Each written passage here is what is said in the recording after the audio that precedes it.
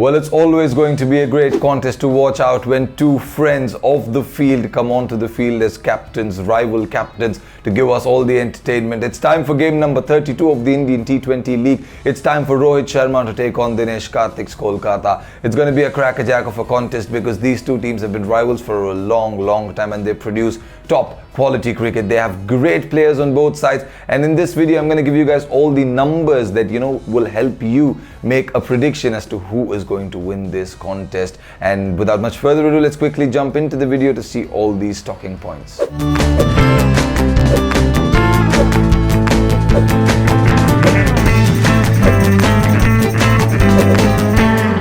Well, it's time to discuss the venue. This game is going to be played at the Sheikh Zayed Stadium in Abu Dhabi. It's going to be a great game, but considering the fact that this is the second half of the tournament, the wickets have already slowed down. The average first inning score has come down. It's around 168 now, and the teams that have chased haven't had a lot of luck. 3 times have the chasing team lost and only twice have they won.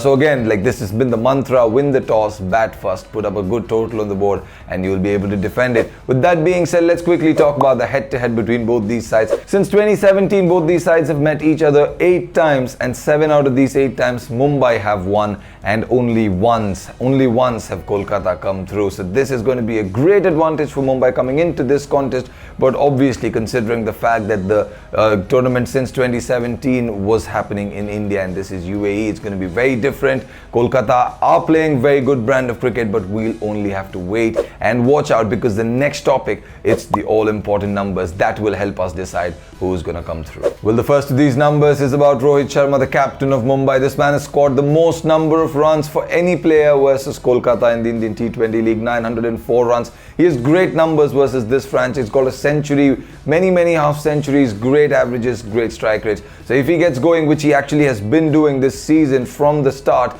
it's going to be absolutely brilliant to watch him. Another milestone that we have about Rohit Sharma is that he's only 56 runs away from scoring 4,000 runs for this Mumbai franchise. It's an unbelievable feat. He's been probably the best captain in the Indian T20 League. He's led Mumbai to 4 titles in 2013, 15, 17 and 19. And that is everything that we'll have to know about Rohit Sharma. Quickly moving on, let's talk about a couple of very important bowlers in the power play. Well, Trent Boult is next on our list. This man has been absolutely sensational in the power plays, because in about 16 overs, his economy is only 6.81 and he's picked up 6 very crucial wickets in the power play. That is the reason, one of the most important reasons actually, why Mumbai is sitting at the top of the table. Very similar to Trent Boult, probably one of the greatest bowlers of this generation, Pat Cummins, who didn't start off the way we wanted him to. 3 overs for 49, if I remember right, was his first game's figures, but then what a comeback did he make. Dinesh Karthik started to use him in the power play, and in the power plays, this man has been absolutely sensational.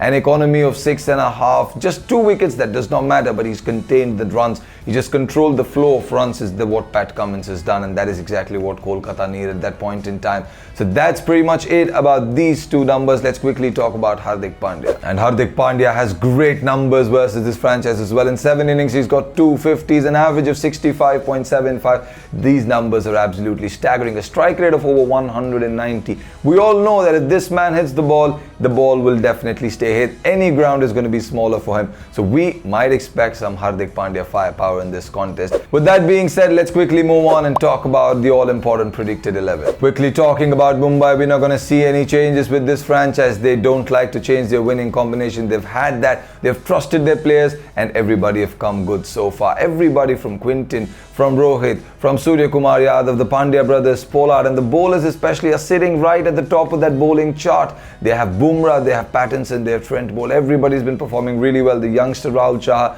also has been sensational. So there's absolutely no need to change this particular team. Let's quickly move on and talk about Kolkata. Potential change that we might be able to look at here is maybe the likes of a Tom Banton being replaced by Chris Green. Chris Green is a very good all-rounder, especially in T20 cricket, but Tom Banton has only played 1 game, so I still think that he is going to go in this contest. I don't think he's going to be replaced as yet. Sunil Narine obviously missed out in the last game, but otherwise there's not going to be any changes. Shubman Gill is in good form. Dinesh Karthik recently found form. Andre Russell's form is very important to them. He's been very good with the ball at the death, but with batting he needs to fire. He's only got around 24-25 runs in this season, which is not a good sign for Kolkata. They lost their previous game very badly and they will definitely want to make a strong comeback, and if they do, then Andre Russell must fire. So this is what my prediction is. This is what my predicted 11 looks like for both these sides. In the comments, do let me know all about yours. Let's quickly move on and talk about the all-important audience poll.